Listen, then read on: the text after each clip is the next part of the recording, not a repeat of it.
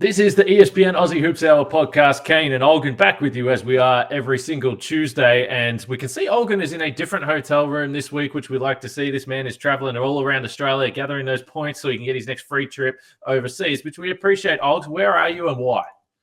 I'm in Melbourne currently. Beautiful city. Best city in Australia. Strong start to the podcast. It is a great city. Top 5 or 6 in Australia. I'm doing some free agency content with the NBL. So I'm out here doing my thing. When you say I'm in a different hotel every week, it sounds. Yes. I appreciate the idea of he's getting around, he's on the ground. I don't make me sound too bougie, even though I am a little bit bougie. Well, I bring it up because I'm the one that has to deal with the crappy hotel Wi-Fi that you keep shuffling through every single week, and it makes my life difficult. So you're impacting on me, but I'm happy that you are able to travel around a little bit and get work done. And the fact that you talk about free agency is interesting because we said last week we had one day off in the schedule. This week is nice. It feels like we've got a whole week off. There's no games until Thursday night. We've got a 2-round sprint to the final. We're going to go through some of the runs homes for the team, particularly 4th, 5th, 6th. I'm looking at the Phoenix, the 36ers, and the Perth Wildcats and how that's going to shake out. And I got a little bit of trivia for you, Olgun. I want you to tell me or to guess or put your thinking hat on and look back at what we've seen through the season and guess which team in the top 6 has struggled the most against the other teams in the top 6, because I think it's fascinating. And let's face it, these teams are about to go head-to-head over the next few weeks. But why don't we start with the Boomers head coach situation, Olgs? I know we discussed it on Nothing But Net Aussie Hoops on Thursday night. I'm sure we'll continue to do that. We also had Andrew Bogut on the show, who was a part of the committee. He discussed where they're at and some interesting comments from him as well. So you reported on ESPN.com.au that the final 5 names were sorted. Perhaps we start there and you just run through them again and give us a timeline and where we're at right now, why these are the 5 guys. Yeah, so there are 5 candidates remaining that they've advanced to the final stage of interviews. The high-profile names in them are Quinn Snyder, obviously current head coach of the Atlanta Hawks, Gordon Herbert, who is currently head coach of Bayern Munich, was previously the head coach of the German national team, obviously had a lot of success with that team. 2 sort of Australian or Australian-adjacent names, Adam Caporn, who was an assistant under Brian Goorjian in the last couple major tournament campaigns, and Will Weaver, who has been an assistant with the Boomers in the past, was most notably head coach of the Sydney Kings out here in Australia, most recently had an assistant coach of the Brooklyn Nets. He's not really doing anything right now. I think he's still being paid out by the Brooklyn Nets. And then there is one more name on the list that is an NBA assistant coach, and he's the last person who made the final 5. So when you think of names who didn't make the 5, you look at Matt Nielsen. He was someone who a lot of people thought 12 months ago was next in line. He didn't make that next phase. Trevor Gleeson didn't make that next phase. Bunch of people who expressed interest didn't make this final 5. Dean Vickerman is someone who's not in the list of 5 here, but I'm told that Basketball Australia does like him a lot, and he's someone who I can see as an assistant or a lead assistant of some sort for whoever makes it. So what are I don't know if you've actually been able to give your opinion on it because you've been in your hosting seat. What's your general opinion on that 5 that have made that final phase? Yeah, it's interesting because a few things for this job. Firstly, I will say I was shocked, and you say that Vickerman might not be in the mix for the head coaching role once it all comes down to it. That's interesting to me because if you weren't going to have Trevor Gleeson, then I thought Vickerman would have been in that final mix. If you're talking about guys that have a great resume, the Gleeson one's just surprising to me, man. If you're talking about an Australian coach, and it doesn't have to be an Australian, I totally understand that. But if you're talking about a guy with the resume with the 5 titles, then he's gone to the NBA and worked under Nick Nurse. He's worked under Doc Rivers. Then he's gone to Japan. He just coached the All-Star game over there. And he'd been in the Boomers before with Lamanis at the 2014 World Cup. And then, of course, 2016 Olympics. It's hard for me to look at that anyone in Australian coaching, notwithstanding Brian Goorjian, obviously, that right now has a better resume than Trevor Gleeson. So I'm just surprised that he wouldn't get a second interview. I'm not saying that I expected him to get the job. I thought he should be in the mix, but that was definitely my first takeaway. I just thought that he would be a guy that would be right there to the finish line. Yeah, if you look at it just on paper, Trev ticks a lot of boxes.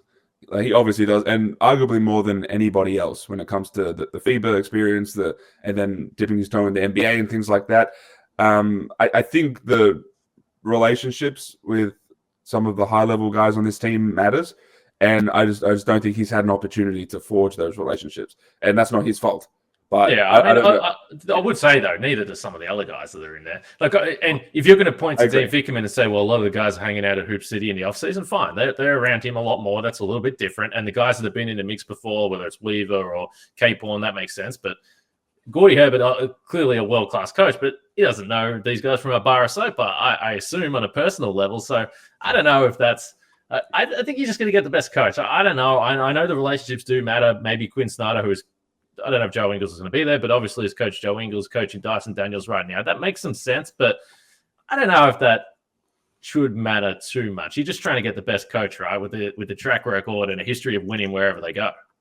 Yeah, and I largely agree. When we look at like who made the five, Quinn Snyder was funny because when I was told his name initially, I thought like, man, that's interesting. It would be cool to have that caliber of coach with the Australian Boomers, see what he does in the FIBA program. I spoke to some people who spoke with some coaches around the NBA, and the sense around other NBA head coaches was that Quinn Snyder has never really expressed interest in something like this before. So I find it interesting that this time around he did put in an expression of interest, and Basketball Australia immediately sort of took a liking to that, and they thought, okay, man, Quinn Snyder, this is such an interesting name. So when I heard it, I thought, man, that's fun. I like this. Add in some FIBA experience with him. That's cool. And then when I was told Gordy Herbert, I thought, man, if there's one person in world basketball who could make Basketball Australia really have a strong think about not getting a Quinn Snyder, is this guy who just won a gold medal at the World Cup with the German national team. I think the German national team is maybe the most similar to Australia, where it has NBA level talent that's not top tier, mixed with some FIBA talent. And Gordy Herbert has demonstrated that he can lead them to success. So it's man, if you want someone who has demonstrated that they can do what you want this program to be, that is Gordy Herbert. So I found that super interesting. And then, Adam Cape-Horn he was the one carryover who made the final five. Matt Nielsen didn't. I don't think David Patrick put an expression of interest in. So Cape-Horn is someone, he's got a good relationship with a lot of these guys. Obviously was at the AIS, the Basketball Australia Centre of Excellence before that. So interesting candidates. I just from a personal standpoint, I think all the candidates who are currently in the mix, notwithstanding those who didn't make it. But I think these are really solid options BA has in front of them. So Herbert is interesting for a number of reasons. So first of all, I believe he's Canadian Finnish as well. So not Canadian, German. And they might have played or coached in Finland. So he's got Finnish citizenship. So he's a Canadian guy. So he's not. And so the reason I bring that up is because, I do see a little bit, and I understand it. We've got some great coaches in Australia. I would love for an Australian to be there. And again, you have conversations with different guys, and some candidates that are there, some candidates that are not, that I've spoke to, and they are you can feel you get fired up at them even talking about the idea of coaching this team. So there's some Australian coaches out there that the passion is through the roof to have the job, and that's awesome. And I do think that matters a little bit, but at the same time, I'm sure if you asked German basketball fans whether they care that they won a World Cup and a Eurobasket bronze medal, I believe it was the year before that, with a non-German coach, I'm sure they don't care. We are at the point where we should be excited that this is a job that's coveted right across the world from world-class coaches that are actually interested in taking this role. So I think, even having those names in the mix is pretty exciting to me. The last point I would make on it, because I think that in a perfect world, you look at where the Australian program is positioned right now, most people looked at the last Olympics as a big transition, and we've probably been seeing it over the last 3 to 4 years anyway. If I look at where the age profile of the stars of this team are right now, I still believe that in Brisbane in 2032 and the World Cup, which must be 2031, 2030, that's when this team is going to be at the pinnacle. And of course, you're going to have new guys that come in by then. But even if you're looking at the age profile of Giddy and Daniels and all the young guys that are coming through, 2032 feels like a lot of those guys will be in their prime. It would be cool if there was a coach that was invested in the 8-year cycle. I don't know if that's possible if you get an international coach, whereas I think it would be different if you had a local coach. So I'm just curious whether that's something they're looking into, that type of continuity. I don't know if they're thinking that far ahead, because you look at Quinn Snyder, he's not super young. He could probably still coach through 2032. Gordy Herbert, I believe, is 65. So I'm not sure if that's the direction BA wants to go in. Is it the case that you put a lot of like younger assistants around whomever gets selected as head coach, and maybe someone takes over. Like, is Jacob Chance someone that's too young to be part of it? And then by 2032, he's the guy. Is it Dean Vickerman? Like, is he someone who could be like a lead assistant? And then by the time that comes, the head coach steps down. He's been part of the program. Like, I don't know, but like, 2032 is 7 years away. That's not that far. No, like, that's not. In my mind, I'm thinking like, oh man, that's like 12, 15 years away. That's not that far away. So I think whomever takes this job, it's not Brian Gorgon as a 71-year-old who has this position, and we're going to hope that he's still with the team at going into his 80s, right? It's not like that. If whomever has this, they should still have the capacity to coach by then, assuming there's like relative success in the lead up to it. So I think there is some eye toward that, because like you said, like Giddy, Dyson, Jock Landau, these guys are going to be late 20s, early 30s, theoretically their prime. As long as they're ready to pounce by then I like the idea of this being like an 8-year appointment. At the very least, like having it like the philosophy being we're ideally going to have this guy go for 8 years. Yeah, and I guess it doesn't have to go that way if you do go the international approach. Of course, we've seen in other sports, not just basketball, they do change it over. And again, by 3 or 4 more years, Trev will have probably 3 more titles, and he can put his hat back in the ring and see if the resume is good enough. I don't know, man. But so Gordy Herbert was head coach of Germany for 3 years, right? He was an absolute mercenary. Went in, won a gold medal, left. So like, yeah. And I don't think anyone in the German Basketball Federation is complaining about that. No, I totally agree. But either way, it's fascinating, and you've reported, and obviously Bogues told us on the show as well, that in the first week or two of Feb is probably when it's going to go down. But clearly through the list of names, everyone's doing different things and all over the world. So we'll see what happens there. But nonetheless, it will be exciting when they drop that, and then everyone's going to look ahead to the World Cup in a couple of years' time. Let's get to the NBL. So interesting weekend. We've had probably more action-packed rounds of basketball. There was a lot of blowouts. There was a lot of games that you sort of got to halftime and you're like, I've probably seen enough. The Adelaide-Sydney game, though, was probably one of the highlights. And you did fill me in that you've got a story coming with Adelaide on espn.com.au in the next few days. So maybe you get us started here with what you've seen from this team and maybe some specifics to that Sydney game, but overall some trends. Yeah, so Adelaide is super interesting because of the teams that were making that were fighting for that playing spot, that last playing spot, they were the healthy one. So you pick them. Brisbane was going to fall away because of their health issues. The New Zealand Breakers obviously tapered away toward the back 2/3 of the season, so they probably weren't going to make it. So it was Adelaide, but it's not just health, and it's not just like the offensive like charisma and passion. The thing that I pointed to for the entire season, which was their defense, that was going to cap their ceiling, which was making me say you can't be a championship team if you have, like they did, the worst defense in the league for the entire season. That is something that they have started to turn around. And if you watch any press conference with Mike Wells, it is the first thing he talks about every time. He looked me dead in the face after that Sydney game, and I said, "What did you like about that?" And he said, "Defense." And then he gave a long pause. He knows that they clearly knew that the numbers were showing that their defense was so bad that no matter what talent they had, no matter how awesome Kendrick Davis had been, the fact that they weren't defending at a high level meant that their ceiling was capped. Now, I went through their numbers, their first 18 games of the season where they went 7-11, and then the last 8 games of the season where they're 6-2. The first 18 games, the defense efficiency was 123.7, which was worse in the league.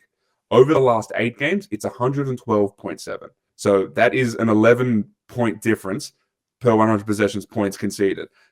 In that period of time, that's number 1 in the league in the last 8 games. So they have made clear improvements on that in the floor. Now, I have to note there is some shooting luck, obviously, that's involved in something like this. Opponent three-point shooting percentage is down significantly against the 36ers. If you watch games against that first game against the Sydney Kings a few weeks ago, against Illawarra Hawks in Adelaide, I thought they gave up a lot of open looks. So three-point shooting luck matters, and they're not a good defensive rebounding team. And that is usually an indicator of a good championship level team, right? They're not a good defensive rebounding team. They have to clean that up. But the defensive end, they've really cleaned up a lot of things. If you ask Mike Wells, he talks about the communication, he talks about the connectedness, and the huge thing over the past couple of weeks is Isaac Humphries. Out of everyone on the team, he is the guy who I think is impacting defense the most. The team has defensive rating of 105 when he's on the floor, which is clearly the best in that team. It would be the best in the league in that stretch of time. His ability to protect the rim, have defensive playmaking, it was on show in that game against Sydney, where the Sydney Kings found it really, really hard to attack the rim, to get really anything in the paint. And it was on show the game after that against New Zealand as well, in a game against Taco Falls. So this team, it's probably too small a sample size to say that they've definitively turned the corner, but these are really, really good signs going into meaningful games. Yeah, it's funny coming off that game against Sydney as well, because you were looking at it, there's 4 minutes to go in the second quarter, and both teams have cracked 50 or thereabouts. It was a high-scoring game and lots of great shot making from two teams that can be pretty talented on the offensive end. But Humphries, we spoke about him a lot through the season, and to me at the start of the year, he just seemed like he was so frustrated. Now, we know there was a lot of stuff that was going on, but he was getting himself in foul trouble. He probably didn't feel like he was involved as much in the offense, and I said it a few weeks ago. He is a guy that when Humphries is getting touches offensively, it generally means that the Sixers are actually running through offense rather than just playing hero ball. And if you're a big man that needs other guys to get you involved, you got to be pretty pissed off if constantly guys are just walking up and jacking shots. So I understand why there was frustration, but then it felt like he was forcing things. Then he would get himself in foul trouble. Then he would sit on the bench. So certainly him being able to stay on the floor is a big part of the success for this team, because I do think that he is someone that ensures that everyone is involved, everyone's touching, and perhaps most importantly, the opposition defense is forced into rotation, forced into scramble mode, and then he can use his size, because we have discussed it a lot. There's not a lot of true 7-footers in the league with skill. Like, we're talking about the Phoenix that a lot of the times are going small because they've only got one big. Sydney Kings, this was the big thing for this game for me. In the end, it just looked like the Kings were overmatched by Adelaide, because it didn't look like they had the size and the physicality to be able to slow them down. Like, for two teams that are right there, and the Kings, I just thought there was just a few momentum plays at the end of the third quarter and at the start of the fourth quarter. Even something as small as it's a 5-point margin at the end of the third quarter. Then Kawatnoi tries to draw a foul and forces up a terrible 3-point attempt. And then down the other end, Davis gets an and one. And at that point, then it goes to an 8-point lead, and it just feels like the game broke open. So I didn't think Sydney were far away, but definitely the size and the physicality. Adelaide looked like the team all game long that were eventually going to wear them down. They had 60 points in the paint to 42. It was a big edge, and it felt like it. Yeah, and it felt like a last game as well against the Sydney Kings, where, going up against, they're just a really unique team, because they're a team that plays two bigs. Not many teams around the league play two bigs at the 4 and 5. You speak about Isaac, and this quote comes to mind, right? He says, and it sort of goes back to the comments he made after that loss, where the comments Isaac made about role clarity that sort of went viral a little bit, right? And a little bit. It seems like a little bit. We appreciated it. Totally. They had a meeting after that, and that was before the Sydney game, the Sydney game a few weeks ago, and that was the start of this period of time where they've been playing good basketball. And so Isaac said this was after the most recent Sydney game. He said, honestly, I go into every game really not knowing what offense is coming my way. So I know I can control what I can do defensively. And then he spoke about being the quarterback of their defense. He says he loves that role. He loves that job. He loves being their anchor. And I think that's what he is, right? We know that you look at Kendrick Davis and Dejan Vasiljevic, they're not the most elite, point of attack defenders. And so if part of their defensive schemes are guiding people in to Isaac Humphries and into Montrezl Harrell has been so defensively, but guiding people into Isaac Humphries and letting him be big, letting him wall up, that has really helped this team defensively. And then if they're able to, they've allowed more 3-point attempts over this stretch of time than they have over their first stretch of times. But I don't know if they're contesting them better, but teams are missing more. So all of that stuff is helping this team to the point where, again, they look like a functional defensive team. We have to see if they keep it up. There are reasons to think either way. One, it's a small sample size, so maybe it's not real. But also, they've done this on a really tough part of their schedule, where they've been doing a lot of traveling, getting to Perth and then to Cairns. I'll say the first half against the Sydney Kings was not very good defensively, and then they really locked down on the second half. So again, they've shown glimpses of it, and again, we've said it the whole season that this Adelaide team is so mercurial. They've shown glimpses of a lot of things over the course of a season. Whether they can really mesh and really put it together, come a play-in game, that's going to be a big question, because a play-in game is just a one-off. They're the sort of team that can just put together an elite offensive performance and go steal a play-in game. They could also just fall apart and go back to their old ways in a game like that. So we'll see. But look, the signs are slowly getting better. Yeah, Adelaide, and it's probably why they look like they're going to be the 6th team. I know Tassie is on 12 wins right now. Adelaide's on 13. Technically, Tassie could turn it around, but it doesn't look like it at the moment. I would say even their own fans would admit that. So Brisbane can still make it too, technically. If Adelaide doesn't, if Brisbane they don't look like it. They don't look like it. If Brisbane gets some percentage and win all their games, and Adelaide loses all their games, and Tassie loses all their games, Brisbane will make it. But you continue. Yeah, but yes, I understand. Yeah, it just really doesn't look like it. I mean, look, we've been surprised time and time again, but yeah, I would say based on what we've seen over the last few weeks, out of the bottom 4 teams, Cairns is the most dangerous. The other 3 look like they're just about ready to wave the white flag, and we understand why that might be the case. But Adelaide, they do have Brisbane, interestingly enough, this Friday, so they probably go and lose that game now that we've just said that. Then they got the Phoenix, and then at Perth to finish the season. So, I do think that Adelaide is going to be that number 6 team, and then the Phoenix and Perth are in there battling to potentially play this Adelaide team. And I've said it a number of times, like, they don't need to be a dominant defense either. When you point to those numbers, they don't need to be the best defense. They just need to be competent. They can't be giving up bucket for bucket. And there's still some things that I see that I'm just like, this is such an easy fix. And Montrezl Harrell, who everyone wants to watch everything that he's doing because he brings a level of intensity and engagement and emotion that no one else does in the league to his extent. But there are some moments in the game, and there was 2 in this game. The first one, there's 3 kings around him, and he's able to still power up and finish the dunk. And then he spends the next 3-4 seconds arguing with the ref the whole way up the floor. And Tyler Robertson, who, let's be honest, we're not talking about Parker Jackson-Cartwright here. Tyler Robertson glides past him for an open layup on one end, and then Harrell throws his hands up like what's going on? Where's the defense? Well, it's because you were arguing with the ref the whole time down the court. And then later on in the game, he gets a scrambled ball, dunks over Bull Qual, and he's staring him down, which he does every time he scores. He stares and shakes his head like it's disgusting that anyone would try and defend him. And then what happens? Mully Watch gets a layup down the other end because Harrell's not back on defense. So in this game, it didn't really matter. But I still just think there are just such easy fixes for this team to get even better. Like in a game, in a playoff game, in a play-on game where it's win or go home, you can't be giving up 3 or 4 layups just because you're not getting back on defense.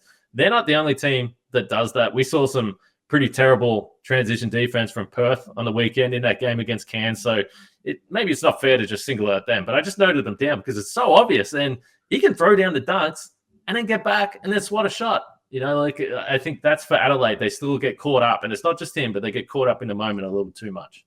And we've spoken about Adelaide, like they're the most emotional team. Yeah, and it's probably good and bad. That's why I don't know if you want to take it away. I don't know. But so it's just noticeable. I agree. So Montrezl Harrell gets rolling, and it's like we can keep throwing it into him, and because of these positive emotions, he's feeling himself.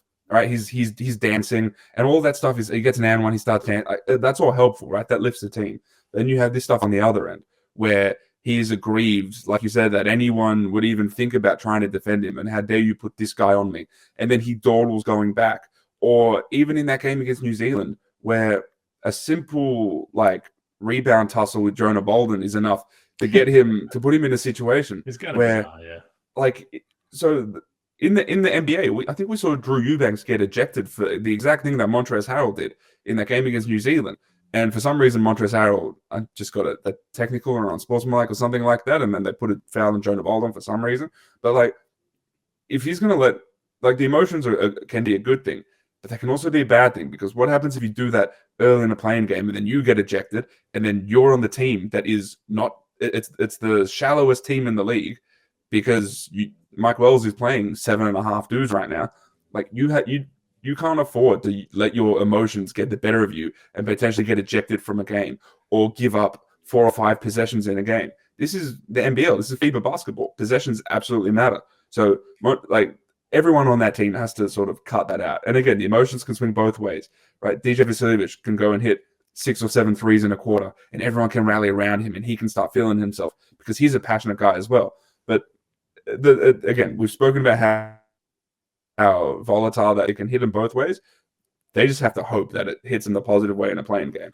They're a powder kick. And for all that, I think right now, if you forced me to pick in order the teams that I think can win the title, I'm still sticking with Illawarra because I have all season long. I might have Adelaide number 2 because I don't know. Yeah, number 2, because I don't know, based on what we've seen so far this season, and the Melbourne game a few weeks ago, it looks like Melbourne's turned the corner a little bit. But I think that the team that can beat them is a team that has to have significant firepower offensively. So it's interesting that out of all the teams this year, and we're going to get into this now, I'm going to ask you this trivia question, but Adelaide are 0-3 against Perth this year, which is fascinating because that could be the 5-6 playing matchup, elimination, go home. So it's kind of weird to say Adelaide would be my number 2 team because they have to go the long road to even get to a semi-final 3-game series. But to beat Adelaide, I think the offense is too good. You have to have a team that can score because I don't know if you can stop them. And we did see Adelaide dominate that Melbourne defense a few weeks ago. And then, quite frankly, we saw Illawarra dominate that Melbourne defense last week as well. So they have been shown that when you've got multiple guys that can score, multiple guys that can put the ball on the floor, and big guys that can put those Melbourne bigs under pressure with foul trouble, which has been a problem, you force Melbourne to go small, then you're in a world of hurt. So, look, it might be a little bold, but they've looked really good, and the firepower is too tough to ignore. I don't know. Melbourne, I think I might be alone in having Adelaide that high. Most people would pick Melbourne ahead of them, but I don't know, man. They're scary for the teams that are in there. Like I'm trying not to get too caught up in some recency bias. Like I'd still have Melbourne, so I'd have Illawarra above them. I'd have Melbourne above them. I'd have Sydney above them. I'd probably have Perth above them as well. Like Southeast, I cap their ceiling a little bit just because of Derek Walton Jr. But like they're pretty deep. Like they've been playing reasonable basketball of late. Like it might just be I think there's like a good chance that Adelaide loses those 2 games in Southeast and then in Perth, just because they're not outstanding playing on the road. And those are 2 teams that can put points on the board. But yeah, I'm not ready to crown them as a potential championship series team. They still have to turn a whole other corner too. I'm just saying that they've shown like obvious improvements and like good indicators on like going into the postseason, assuming they make it. Like, but yeah, number 2 is wild. So the question that you brought up, and you brought this up before we started recording, and we agree that you wouldn't tell me the outcome of this thing. But I know Adelaide, like they swept Illawarra. I know that. And they got 1 win over Melbourne. And they swept Sydney. They did lose to Sydney very, very early. They did lose very, very early. They lost the hoops test. Game. But what is your contention? So it's interesting when you do your order there of who you would have, ahead of them for the title. Because I do think, and we've discussed this a lot, and this was my contention last week when you said, well, look, Perth they've had a kind of an easy draw. I'm like, okay, but we constantly talk about how even this league is now. We're seeing Cairns win a few games. I think teams have been letting their guard down a little bit. But we can't both say that this is the most even season of all time and then discredit wins. But I was like, well, what's actually going to matter over the next few weeks? How have you played against the top 6 teams, the other 5 teams in the top 6? So I just quickly went through. I hope I haven't made any errors here, but I just quickly went through to check each team's record against the other top 5 teams. And there is a team that is clearly the worst. And it's really not that close. And I'm curious if you would have a guess who that would be. So the team that has lost the most to other top 5 teams, I would... Sydney feels like one, just because they have been swept so far by Illawarra, by Melbourne. I look at Perth. They beat Perth. And then they've been swept by Adelaide. Or like not swept, but like being lost by... Like Sydney feels bad and Perth feels bad. So it's Sydney comfortably. So Sydney on the season against the other top 5 teams, by my quick count, are 5-10. And 3 of those wins have come against the Southeast Melbourne Phoenix, including a couple of those, I believe, were early. So they've swept the Phoenix. They're 3-0. They've beaten Perth and Adelaide once, and every other game they've lost. But here's the thing: the wins against Perth and Adelaide came on September 22 and September 27. So they have only beaten 1 top 5 team since September, and it's the Southeast Melbourne Phoenix. So this is a team that if they're not playing the top 5, they don't lose. They're 11-1 against the rest. But when they've come up against the top opposition this year, they have not stacked up.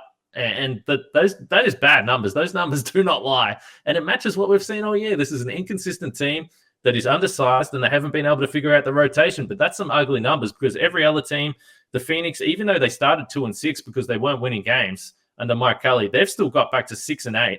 Perth are 7-7. Illawarra are 8-7. And then Melbourne's 10-5, Adelaide 8-7 as well. So every other team, bar the Phoenix, who changed coach, is at 500 or better.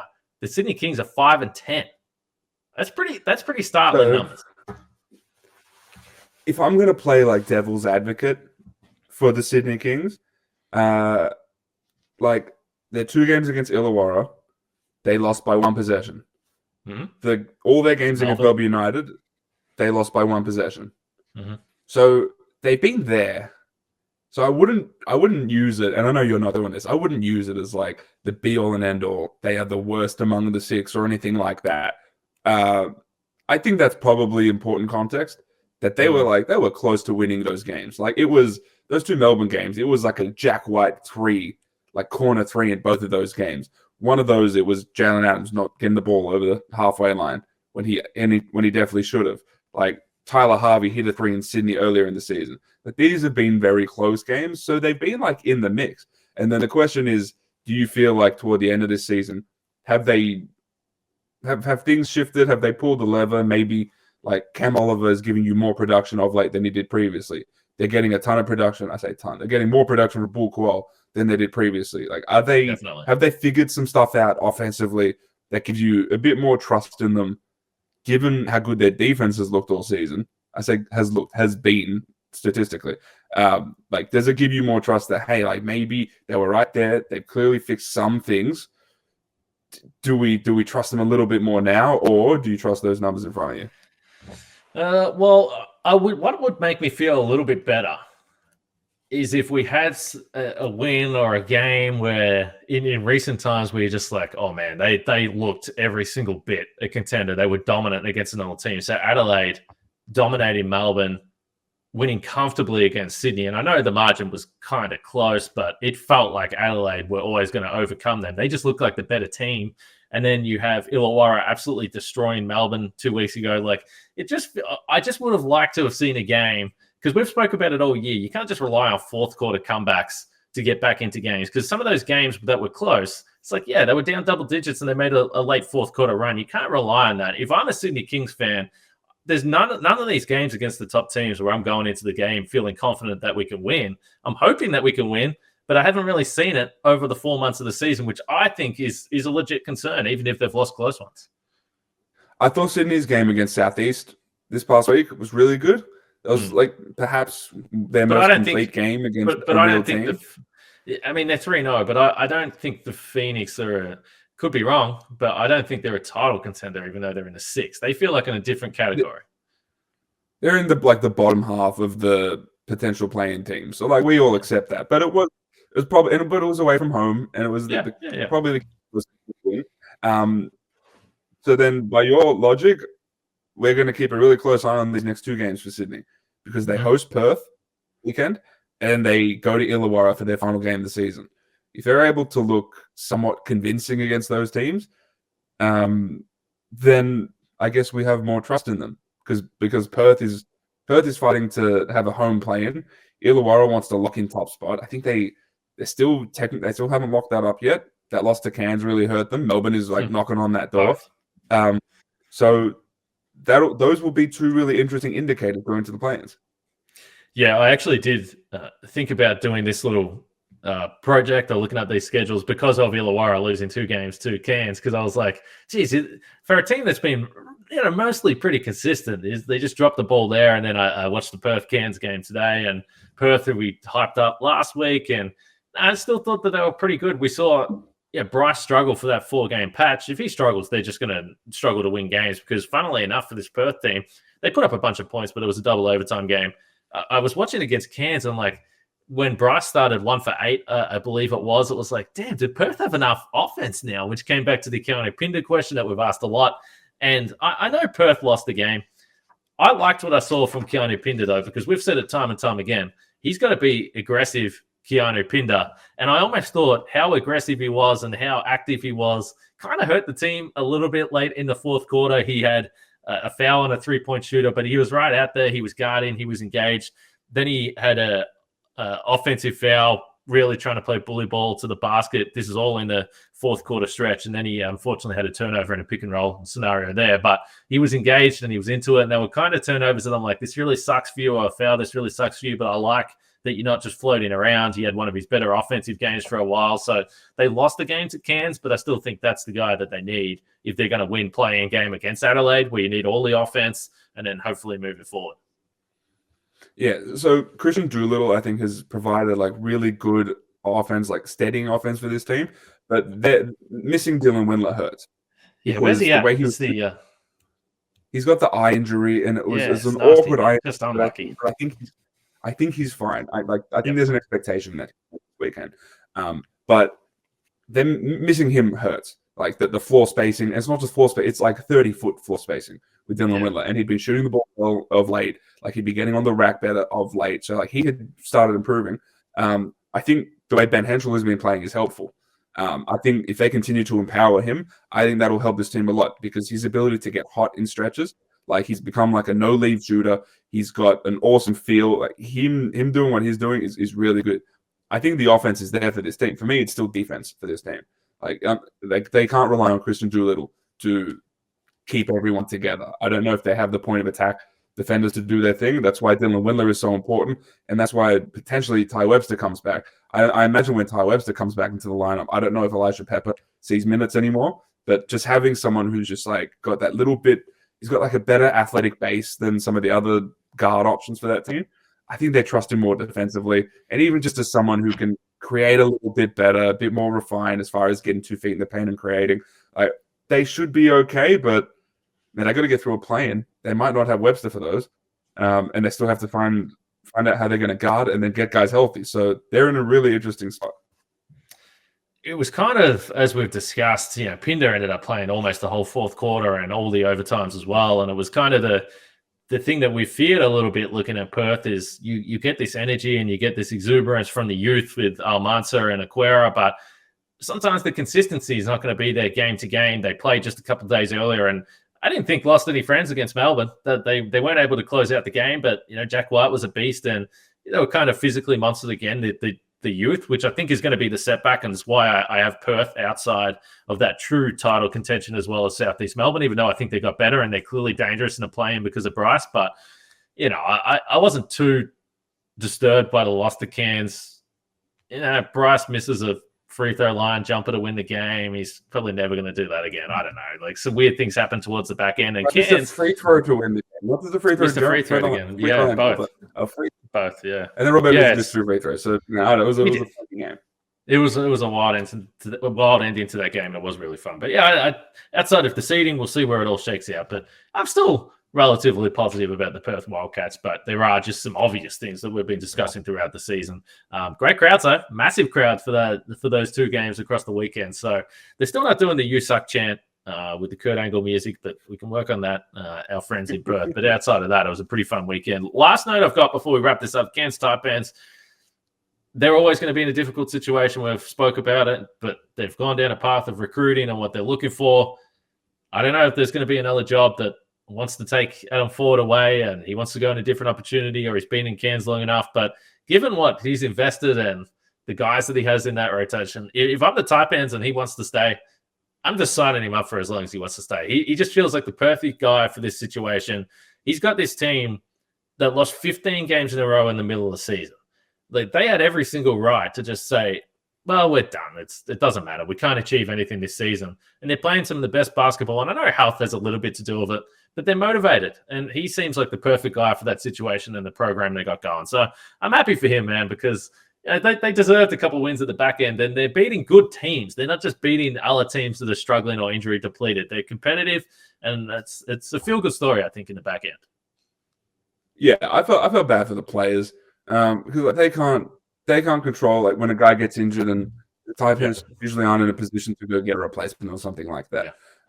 I think Gordy has sort of been like an open secret since the start of the season that he's more than likely not returning to Cairns. Yeah, but that's not like it's his decision. Like I think this was flagged early on. I think so. Again, you never say never. He very well could return, but I think again it's been a sort of open secret. Really, and it makes sense. Otherwise, that he's looking onto his next opportunity. And yeah, his tenure in Cairns has been super interesting. They had that one really, really awesome season with Tajee McCall and Shannon Scott and DJ Hogue and Keanu Pinder, full qual, like Sam Wardenberg, everything clicked that season. But otherwise, it's just largely been losing seasons because of the nature of how this team has to recruit. And because of the nature of that as well, he finds some diamonds in the rough because that just sort of happens just by nature of not having many guys. But I think, their style of play has been really fun. They've had some really cool moments. He would leave Cairns with a losing record. I think Aaron Fern is around 500 at Cairns. Fernie might be around like 35 or 40% as far as his win percentage, but they've been like a really interesting team to track under his tenure because as much as they haven't been able to recruit like adequately just by nature of who they are, being in a government-owned club, you never rule them out. And I think that like that's a testament to like the sort of the feel that they project to you. And I think that's a cool thing.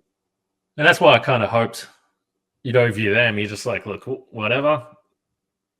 Maybe you want to move on, but we will keep you, because I would be a little concerned, what it looks like. Are they going to continue following down that path? Is it going to be a different type of approach if 40 wasn't there? I know they're obviously heavily limited, but I think it's been interesting, and it takes a little bit of guts, and he seems to have been pretty good for that team, and the players all seem to enjoy playing, and you can tell that by the way they're playing out this season. That's going to do it, though. We've got Thursday night hoops on ESPN, and also Nothing But Net Aussie Hoops. Olgun's going to be there with the news, whatever comes up over the next few days. Copes will be there. Gazy will be there. Ryan Brockhoff, of course, in studio with me. So make sure you check that out on Thursday night leading into the final, or second to final round, round 19, I believe it is. We discussed it last week. Rounds unnecessary, but most teams, 2 or 3 games left. Maybe there's another twist, Dogs. Maybe the top 6 isn't set. Hey, maybe Brisbane wins out, Adelaide loses out, and we see Casey Pedro in the plane. Maybe that's what happens. I'm not betting a cent on it, but hey, it's the NBL. I got no idea. And also, whoever makes the 4, once the planes are done, I think it's open season. I don't know if there's a favorite. Anyone can win at that point, and I think that's a really cool thing. Illawarra Adelaide Grand Final, eh? That would be fascinating. All right, we'll leave it there. This is the ESPN Aussie Hoops Hour podcast. Kane and Olgun. We'll see you next week.